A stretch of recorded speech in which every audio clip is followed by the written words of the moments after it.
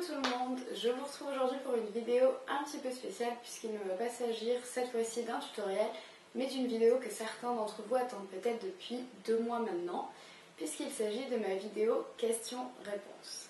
Comme je vous l'avais annoncé au tout début de l'année 2015, je souhaitais réaliser une nouvelle vidéo questions-réponses pour avoir l'occasion de répondre à toutes les questions que vous pouvez vous poser concernant la couture, mais également s'il y avait des choses que vous souhaitiez savoir à mon sujet, notamment par rapport à mes études et également à comment je suis arrivée à la couture.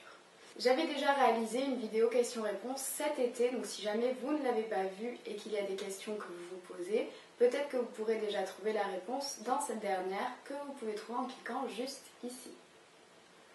J'ai pas mal de personnes qui m'ont posé des questions, donc tout d'abord merci beaucoup à tous ceux qui m'en ont envoyé par mail ou en me laissant des commentaires. C'est toujours très plaisant de voir que ce genre d'idée vous plaît et que vous avez envie d'en savoir plus à mon sujet. Donc merci à vous, puisque sans vos questions, cette vidéo n'existerait pas. Donc je vais commencer, je les ai toutes notées, j'ai essayé de les classer toutes un peu par catégorie pour pas trop éparpiller, pour essayer de regrouper les différents sujets qui vous ont intéressé. Donc on va commencer tout de suite. Donc j'espère que vous êtes prêts parce qu'il y a quand même un certain nombre de questions, donc cette vidéo risque d'être un peu longue. J'espère en tout cas que je ne vais pas vous ennuyer et que ça va vous intéresser. Vous me direz ça en tout cas en me laissant un petit commentaire comme d'habitude. Donc première question qui m'a été posée, où trouves-tu tes idées de tutoriel? Alors mes idées de tutoriel, elles viennent vraiment de partout. Elles peuvent venir notamment de choses que je vois sur internet, que ce soit sur les réseaux sociaux ou sur des sites notamment comme Pinterest. Sinon ça peut être des idées qui me viennent en feuilletant des magazines ou même en me baladant dans la rue, en voyant des personnes, en voyant des vêtements que les gens portent, en voyant plein de choses différentes. C'est vrai que généralement j'ai pas mal d'inspirations qui viennent directement de vêtements qui ont déjà été faits. Donc notamment quand je vais sur des sites de vêtements et que je regarde un peu toutes les collections, ce qui se fait en ce moment, c'est vrai que c'est toujours assez inspirant. Donc ça vient souvent d'ici. Et après Pinterest, c'est un très très bon site que je vous recommande pour toutes les recherches que ce soit et pour toutes les inspirations que vous souhaitez avoir, que ce soit au niveau de vêtements mais même de décoration ou de cuisine. C'est vrai que c'est un site vraiment complet où il y a de très belles choses. Et d'ailleurs, vous pouvez suivre mon compte Pinterest si ça vous intéresse, sur lequel je poste justement toutes mes inspirations, donc ça pourra vous aider à cibler un petit peu mon univers et ce qui m'intéresse. Ensuite, as-tu d'autres chaînes YouTube ou de blogs couture qui t'inspirent? Donc pour être honnête, je ne suis pas beaucoup de personnes qui font des tutoriels sur YouTube. Je ne suis pas non plus toutes ces personnes qui font des vidéos ou qui tiennent des blogs. C'est vrai que c'est pas vraiment quelque chose que je suis beaucoup. Après, bien évidemment, je connais certaines personnes qui tiennent des blogs ou qui font des chaînes YouTube. Et de mon côté, si je devais choisir du coup une personne qui vraiment fait un très beau et bon boulot selon moi et qui a vraiment beaucoup de talent, donc je choisirais très sûrement le blog de Make My Lemonade. C'est un blog dans lequel on retrouve justement beaucoup de do-it-yourself et c'est un blog aussi qui m'inspire beaucoup. Et il y a également le blog d'Elsa Muse. Donc Elsa, c'est une fille qui notamment fait beaucoup de do-it-yourself elle-même, donc qui sont très souvent liées aux vêtements, comparé à Make My Lemonade qui fait aussi beaucoup de choses qui sont assez design et qui touchent pas mal en fait à tout ce qui est décoration d'intérieur. Donc c'est deux univers très variés, très différents mais qui m'intéressent beaucoup. Donc vous pouvez retrouver en bas dans la description de cette vidéo les liens sur leur blog et leur chaîne YouTube si jamais ça vous intéresse d'aller voir. Donc je dirais que oui, ce sont ces deux personnes qui, entre guillemets, m'inspirent le plus dans ce que je fais et qui me plaisent. Ensuite, on m'a demandé avec quel logiciel je monte mes vidéos. Donc c'est le logiciel Premiere Pro, donc vous pouvez trouver dans le pack Adobe, donc, qui contient notamment Photoshop, InDesign, Illustrator et Premiere Pro. C'est un logiciel qui est très complet, qui est au premier abord un peu compliqué peut-être, mais qui vraiment permet d'avoir de très bons résultats au niveau du montage et on peut faire beaucoup de choses. Donc c'est vrai qu'avant j'utilisais iMovie pour monter mes vidéos, mais je peux voir que Premiere Pro a un côté beaucoup plus professionnel et permet d'avoir des résultats de vidéos qui personnellement me plaisent plus. Je ne sais pas si aussi vous avez remarqué, mais dans mes derniers tutoriels, c'est vrai que j'ai essayé de modifier un peu le montage de mes vidéos pour que ce soit un peu plus vivant, pour que ce soit plus dynamique, pour que vraiment visuellement ce soit plus intéressant. Donc j'espère que ça vous plaît, n'hésitez pas à me le dire dans un commentaire. Ensuite, quelle est la musique au début de tes vidéos? Alors, au tout début de mes vidéos, j'utilisais notamment la version instrumentale de la chanson Bad Girls de Mia. Mais c'est vrai qu'avec YouTube, donc, il y a toujours ce problème de droit d'auteur en fait. Donc j'ai décidé tout simplement d'arrêter d'utiliser cette musique puisque je n'avais pas l'autorisation. Donc du coup j'ai pioché finalement dans la bibliothèque YouTube puisqu'il y a une bibliothèque de musique qui permet en fait d'utiliser gratuitement et légalement des musiques pour les vidéos qu'on poste. Donc les musiques que j'utilise elles sont directement issues de cette bibliothèque. Donc il me semble que celle que je mets au début de mes vidéos, c'est Crimson Fly, elle s'appelle. Et ensuite, je remets une musique généralement pendant mes vidéos, en fait, pendant que je réalise le tutoriel. Et celle-ci, il me semble qu'elle s'appelle Golden Days. Donc dans tous les cas, je vous mettrai les 2 titres des chansons en bas dans la description de la vidéo. Et vous pouvez les retrouver légalement et gratuitement dans la bibliothèque YouTube. Alors, ensuite, comment as-tu découvert le monde de la couture? Et à quel âge? Alors, donc c'est vrai que j'ai découvert le monde de la couture assez tard. D'ailleurs, ça m'étonne beaucoup toujours de voir que pas mal de personnes qui me laissent des commentaires sont vraiment des personnes très jeunes, qui ont souvent 10, 12 ans et qui se passionnent déjà pour la couture, donc je trouve ça génial. Parce que moi j'ai commencé très tard, au final j'ai commencé à m'intéresser à la couture, je pense que j'avais 20 ans, 19-20 ans. Donc c'était assez tard, c'est quand j'étais en fait en 2e année de Beaux-Arts. Et je sais pas, c'est venu d'une façon assez inattendue et assez naturelle en même temps, puisque j'étais aux Beaux-Arts, je faisais pas du tout de couture. Et puis je sais pas, petit à petit je me suis mise à acheter une machine à coudre, ensuite je me suis mise à acheter un mannequin. Et c'est vrai que au début pourtant j'avais pas vraiment réalisé du coup que petit à petit j'accumulais des accessoires indispensables à la couture et au domaine de la mode et du stylisme. Donc c'est vraiment quelque chose en fait que j'ai développé petit à petit. Dans mes travaux j'ai toujours eu tendance à dessiner beaucoup de silhouettes, de personnes, de vêtements, etc. Donc je pense que c'est quelque chose que j'avais toujours en moi mais que j'avais pas vraiment perçu en fait. Je pense que j'avais peut-être besoin de voir d'abord d'autres choses avant de me tourner directement vers la couture et vers la mode. Ensuite, alors, on m'a demandé quel est ton tissu préféré et lequel j'utilise le plus. Tissu préféré. Je sais pas vraiment si j'ai un tissu préféré parce que c'est vrai que j'aime beaucoup utiliser différentes textures, différentes matières. Je focalise pas sur un seul tissu en général. Après, dans mes tutoriels, j'utilise très souvent du jersey. Sinon, j'aime beaucoup les tissus qui sont assez légers, donc style mousseline. C'est des tissus qui sont très agréables, je trouve, pour faire des robes ou des jupes, même des hauts très légers, tout simples, qui sont faciles à porter. Donc c'est vrai que j'aime beaucoup en fait ces tissus un peu transparents. Après, voilà, le jersey ou le coton, c'est vrai que c'est toujours intéressant de travailler avec parce qu'ils sont très simples d'utilisation, ils sont très simples au niveau de la couture. Et notamment, ils ont toujours un choix immense dans les boutiques en fait avec ces tissus-là. Donc c'est vrai qu'on peut trouver facilement des tissus qui sont super chouettes, que ce soit dans les couleurs, que ce soit dans les motifs. Donc moi c'est vrai que j'ai réussi à trouver pas mal de très beaux tissus avec de très beaux motifs. Donc c'est vrai que j'aime bien utiliser ce genre de tissu. Après j'aime énormément aussi tout ce qui est un peu dans l'esprit tissu filet de pêche, où c'est un peu ce côté résine en fait qui pareil laisse entrevoir la peau. Donc c'est des tissus que j'aime beaucoup travailler et qui sont assez modernes, donc c'est vrai que c'est assez intéressant. Sinon le simili-cuir aussi est quelque chose qui m'intéresse pas mal d'utiliser.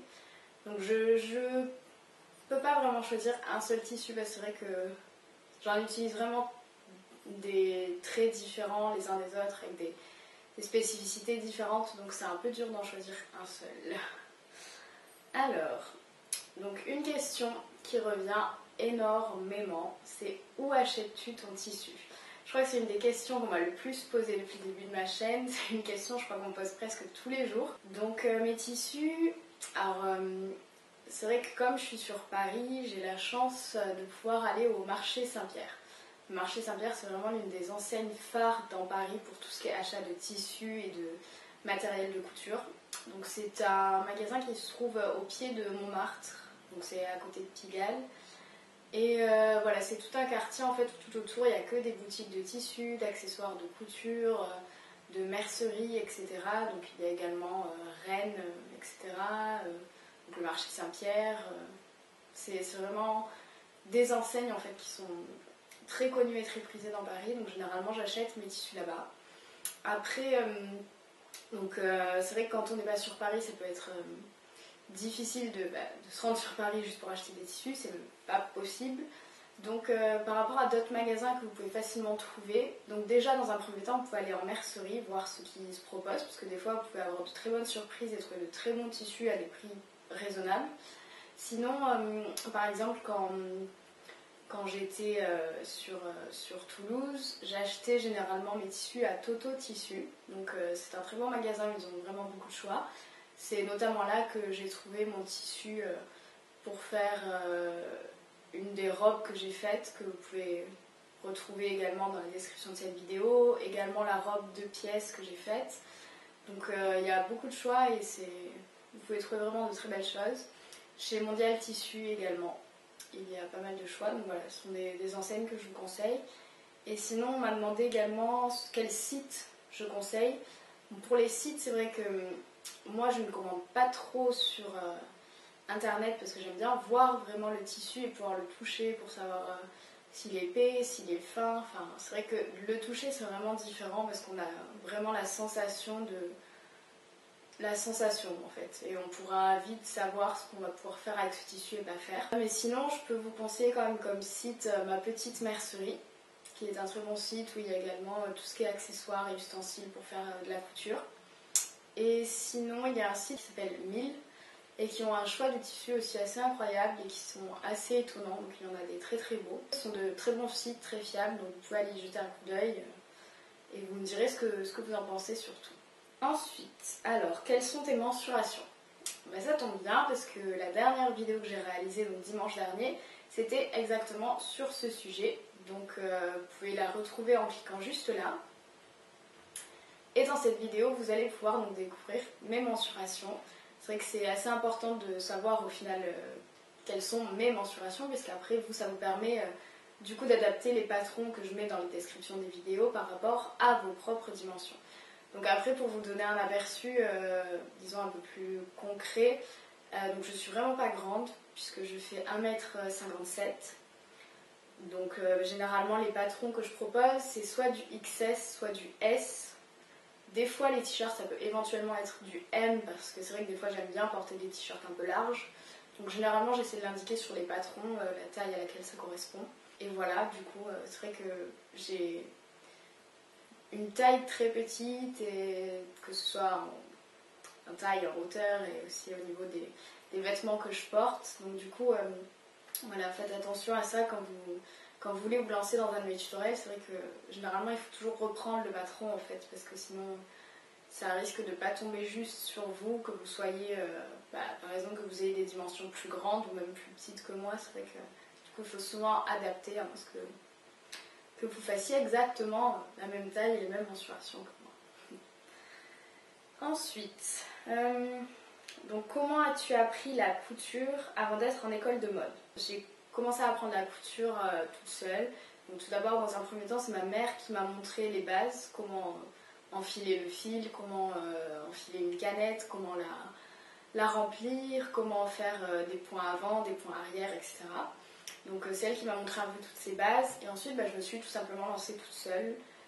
C'est assez simple en fait, ça peut faire peur. Mais c'est pas si compliqué, il faut juste avoir par contre beaucoup de patience parce que c'est vrai que les débuts ça peut être un peu catastrophique. Mais je trouve qu'on prend quand même vite le coup de main et ensuite c'est quelque chose qui devient assez naturel. Donc j'ai vraiment appris toute seule, après notamment dans des livres que j'avais achetés comme je l'ai dit. Donc qui t'a aidé à progresser en couture? Du coup, quand j'étais toute seule, personne. Je pense que j'ai progressé du coup petit à petit en pratiquant justement. Du coup, plus je pratiquais et plus j'ai réussi à acquérir de la pratique et tout ça. Donc c'est vrai que je pense que j'ai un peu augmenté, disons, et progressé. Donc rien que par le fait de coudre voilà, toutes les semaines. Après, du coup, depuis que je suis dans mon école, forcément, j'ai d'autant plus progressé. Je vois vraiment les progrès que j'ai faits, que ce soit au niveau du patronage, de la couture et de la réalisation. Même au niveau du croquis, c'est assez... moi, ça me surprend. Donc là, du coup, dans mon école, c'est vrai que j'ai beaucoup progressé grâce à mes professeurs qui sont vraiment top. De quel ouvrage réalisé par toi-même es-tu la plus fière? Disons que récemment, dans mes récents tutoriels, c'est vrai que je suis vraiment assez fière de la robe de chambre que j'ai réalisée. Parce que c'est vrai que c'était une pièce assez complexe à faire, qui prenait vraiment beaucoup de temps. Donc du coup je suis vraiment contente d'être arrivée jusqu'au bout et surtout que le résultat soit vraiment bien. C'est vraiment quelque chose qui me fait très très plaisir, et d'avoir vu en plus vos commentaires en disant qu'on voyait mon progrès, etc. C'est vrai que ça m'a fait super plaisir. Donc peut-être cette pièce. Après j'ai toujours un gros coup de cœur pour une des robes que j'ai réalisées aussi. C'était la robe en fait en tissu assez léger, très fin, avec un motif noir et blanc, un peu façon dripping avec de la peinture. Donc c'est une robe qui est toute simple, c'est vraiment une forme très basique, mais j'adore la porter. C'est vraiment une pièce dont je suis... C'est sûrement la pièce en fait que je porte le plus dans tout ce que j'ai fait. Donc je dirais ces deux. Et bien sûr, vous pouvez retrouver dans la description, encore une fois, de la vidéo, le lien pour ces deux vidéos. Comme ça, vous verrez ces deux réalisations et vous pourrez vous me dire justement quelle pièce vous préférez entre ces deux. Mais aussi, j'aimerais bien d'ailleurs savoir, vous, quelle pièce vous préférez dans toutes celles que j'ai réalisées. J'aimerais bien vraiment savoir ce qui vous a le plus plu. Comme ça, peut-être qu'en fonction de ça, je pourrais réaliser un autre tutoriel sur ce sujet ou autour de ce vêtement. Essayer de le décliner d'une certaine manière. Donc voilà. Si jamais vous avez une pièce favorite, n'hésitez pas à me le dire. Donc là, on va rentrer dans une partie consacrée à ma formation aux Beaux-Arts. Donc pour ceux qui ne le savent pas, j'ai passé 3 années aux Beaux-Arts de Bourges et j'ai obtenu mon diplôme en juin dernier. Donc c'est le diplôme national d'art plastique qui s'appelle DNAP. Donc pas mal de personnes ont posé des questions par rapport aux Beaux-Arts, donc je vais y répondre du coup tout de suite. Donc la première, ça a été, est-ce que ça a été compliqué de rentrer aux Beaux-Arts? Donc alors pour ma part, avant de rentrer aux Beaux-Arts, j'ai fait une prépa. Donc c'est une année qui m'a vraiment permis de vraiment toucher à tout et pendant laquelle en fait j'ai construit un dossier artistique. Donc je pense que cette année ça m'a beaucoup vraiment aidé déjà pour rentrer aux Beaux-Arts. Parce que généralement c'est très dur de rentrer aux Beaux-Arts directement après un bac, si c'est un bac notamment général, ce qui était mon cas. Donc c'est vrai que généralement il faut avoir fait soit une mana, soit une prépa pour pouvoir rentrer dans cette école, enfin dans ces écoles, ou alors avoir fait tout ce qui est bac ST2A, STI art appliqué et tout ça. Donc après il y a plusieurs étapes pour rentrer. Donc il faut déjà s'inscrire au concours, donc il y a une somme d'inscription qui est demandée.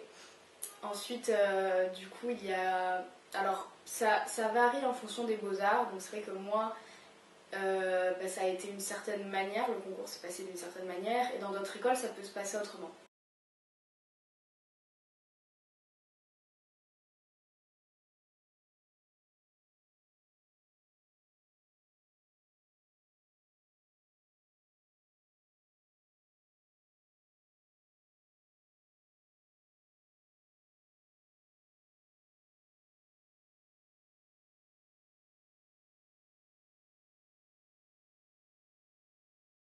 Donc ces ateliers permettent vraiment d'acquérir en fait la technique pour ensuite donc, pouvoir se rendre dans ces ateliers et pouvoir être assez autonome, même s'il y a toujours la présence d'un assistant. Par exemple en photo vous allez apprendre à utiliser une chambre noire, ce qui est vraiment super, vous allez développer des photos. En sérigraphie vous allez apprendre du coup comment faire des impressions. En son vous allez apprendre comment vous servir d'un enregistreur, comment ensuite faire un montage sonore, etc. Vous allez découvrir tout ça.